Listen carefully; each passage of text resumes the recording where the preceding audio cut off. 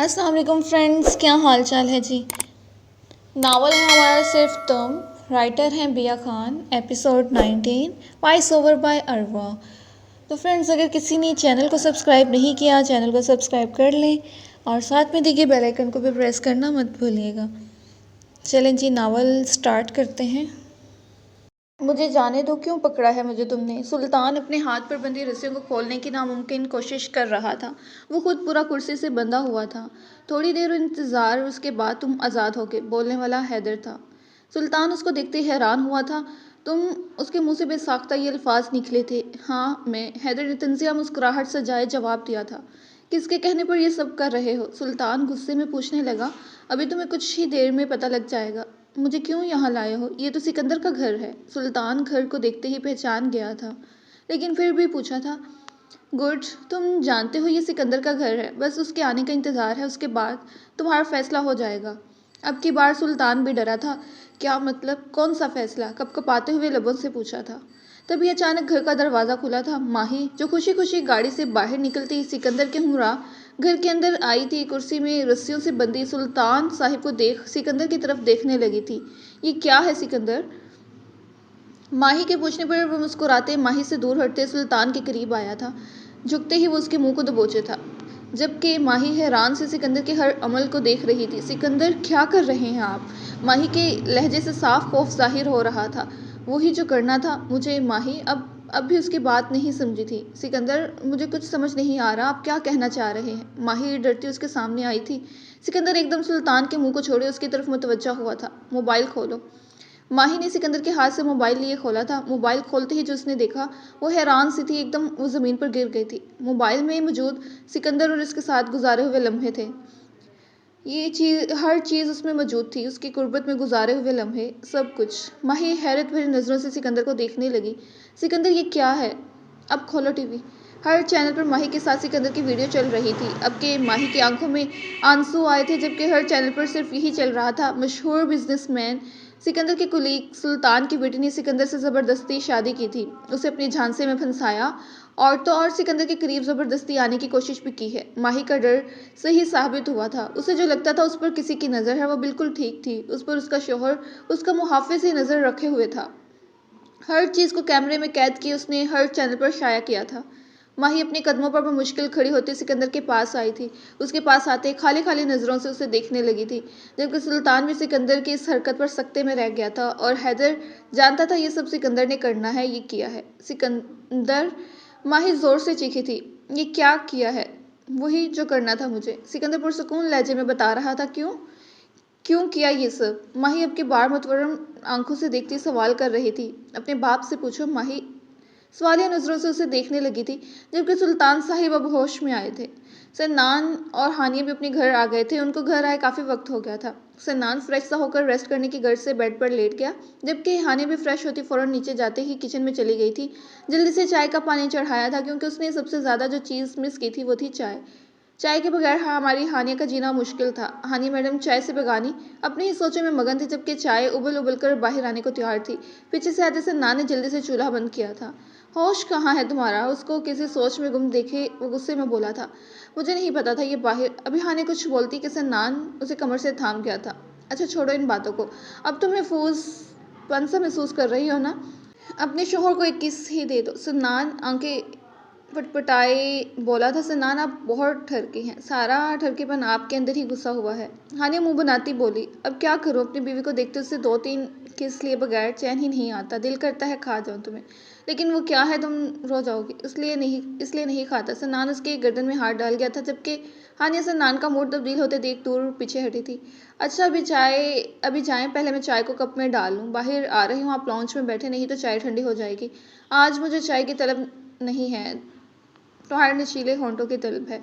हानिया मुंह मोड़ते उसको बोली थी। आप जा रहे हैं बाहर के? नहीं। हानिया ने उस तरीके से पूछा था जैसे अगर वो बाहर नहीं गया तो पक्का उसने उसका कत्ल कर देना हो।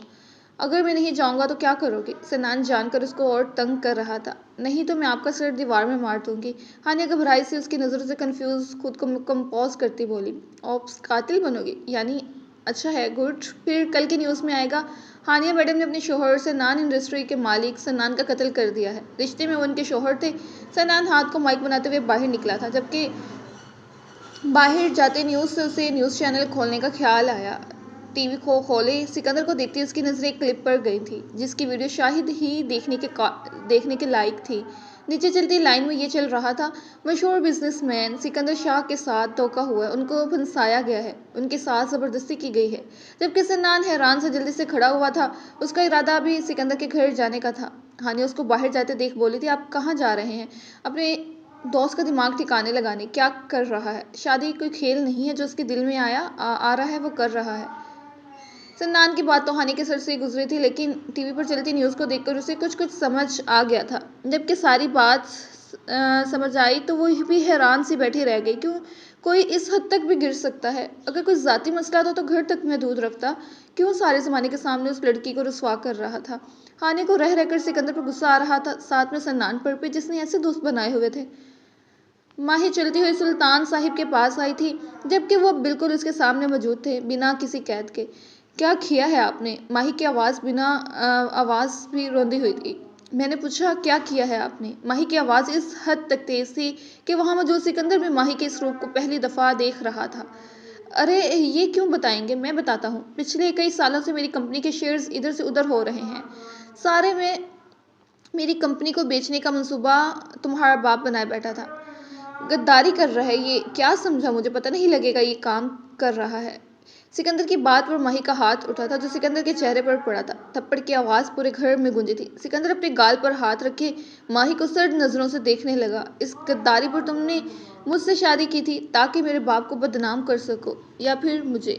माही रोती भुलकती पूछने लगी थी, ऐसा क्या किया था?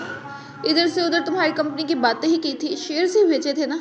तुम्हारी कंपनी बेचने का मंसूबा ही बनाया था ना, बेची तो नहीं थी। तुमने तो मेरी इज्जत दो कौड़ी की कर दी, मुझे कहीं का नहीं छोड़ा। यही तोहफा था तुम्हारा, अब समझ में आया। याद रहेगी मुझे अपनी ये बर्थडे। अगर मसला था तो घर में बात करते, यूँ मुझे पूरे ज़माने के सामने रुसवा क्यों किया? मैंने तो कुछ नहीं किया। माही बोलती पूछने लगी थी, मैंने तुम्हें अपना मुहाफिज समझा, तुमने मुझे ही खुलेआम एक बदकिरदार औरत बना दिया। मैं कहती थी कोई है जो मुझ पर नज़र रख रहा है, पर ये नहीं जानती थी मेरा शौहर ही मेरे ऊपर कैमरे लगाए बैठा है। मेरे और अपने दरमियान हुए हर पल को एक कैमरे में कैद कर रहा है, मैं ताकि मेरे बाप की गद्दारी का बदला उसकी बेटी से ले, इसे पूरे ज़माने के सामने रुसवा कर दे, उसे कहीं मुंह दिखाने के काबिल ना छोड़े। माही रोती ज़मीन पर ढहसी गई थी। ये एक प्लान था जिसमें मुझे इस्तेमाल किया गया। मेरे बाप ने मेरी ज़िंदगी ख़राब कर दी। मेरे शौहर ने मुझे कहीं मुंह दिखाने के काबिल नहीं छोड़ा। मैं तो नहीं हूँ बुरी, क्या क्या मैं इतनी बुरी हूँ? माही खुद से पूछ रही थी। उसकी हालत ऐसी थी जिसको देख सिकंदर का दिल भी धड़का था, लेकिन खुद को मजबूत बनाए रखा था। इतने दिनों में कहाँ उसने माही को ऐसे टूटते बिखरते देखा था। मैं वो लड़की शादी से पहले हर मर्द से पर्दे में रहती थी, कभी आंख उठाकर नहीं देखा था किसी को। आज मैं इतनी आम हो गई कि हर चैनल पर हर जगह बस मेरी ही बातें चल रही हैं। आप दोनों ने मेरी ज़िंदगी ख़राब कर दी। बाबा मैं आपको कभी माफ़ नहीं करूँगी। और तुम माही हिचकियों का गला घोंटते बोलने की कोशिश करने लगी थी। ज़िंदगी में एक बात याद रखना, तुम मुझसे बात करने के लिए रोके, लेकिन ये माही तुमसे बात नहीं करेगी। मेरी आवाज़ सुनने के लिए पल पल तड़पोगे, लेकिन तुम्हें मेरी आवाज़ नहीं सुनाई देगी। कर लिया अपना काम पूरा तुम दोनों ने। मेरे बाप ने गद्दारी की, जबकि मुझे सिखाता रहा कभी किसी के साथ बुरा नहीं करना। मैं तो समझ गई, पर वो खुद नहीं समझे।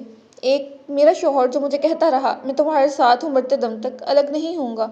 आज वो मुझे सबके सामने खुद से अलग कर गया है। माही सुल्तान, ओह सॉरी, माही के पीछे तो अब कोई नाम ही नहीं लगता। माही आज से आप दोनों से अलग हो जाएगी। अपने बाप को क्या कह सकती हूँ मैं? कुछ नहीं, उन्होंने तो मुझे पहले ही मुश्किल में धकेल दिया। एक बात समझ नहीं आती, यानी ये शादी, ये ढोंग, मुझसे प्यार, मेरी हर ख्वाहिश सिर्फ एक खेल था। तो ऐसा खेल अब आप लोगों को मुबारक। अब नहीं चाहिए कोई खेल, अब नहीं जीना चाहती मैं। ऐसे खेल में नहीं बनना चाहती, इस खेल का हिस्सा। लेकिन एक बात ज़रूर तुमसे कहूँगी, तुम्हारी रहती ज़िंदगी में तुम हर पल मुझसे बात करोगे, लेकिन मेरी तरफ से कोई जवाब नहीं आएगा। माही जो घर से बाहर निकल रही थी कि रुक गई थी। सामने से आता घर के अंदर सन्नान सिकंदर के पास गया था, जबकि माही पीछे घूमते सुल्तान साहिब को देख पूछने लगी, आपके घर में मुझे थोड़ी जगह मिल सकती है, या फिर मैं कहीं और अपना ठिकाना ढूंढूं? माही का लहजा उस वक्त ऐसा था जैसे उसको दुनिया में सबसे ज़्यादा नफ़रत उस वक्त अपने वजूद से हो रही हो जा रही है। जी तो व्यूवर्स, अब आपको क्या लगता है कि अब माही आगे क्या करने वाली है? तो कमेंट सेक्शन में आप ज़रूर बताएं, अपनी राय का इज़हार करें। मिलते हैं आपसे नेक्स्ट एपिसोड में, अपना ख्याल रखिएगा। अल्लाह हाफिज़।